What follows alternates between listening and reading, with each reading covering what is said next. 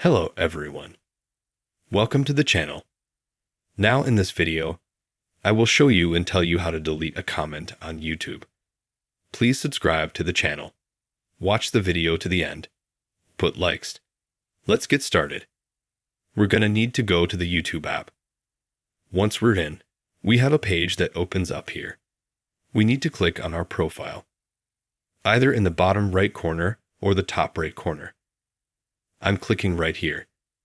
Now we should have settings at the top. Click on that. Then click on Manage All History. It opens up Google account.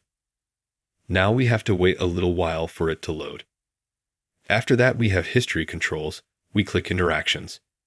Here we click on Comments and Replies. And here we can see the comments that we've posted last from our account.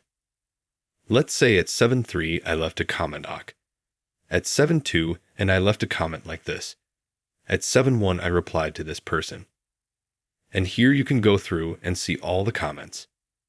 If you want to delete, you click on this cross here and your comment will be deleted completely on YouTube.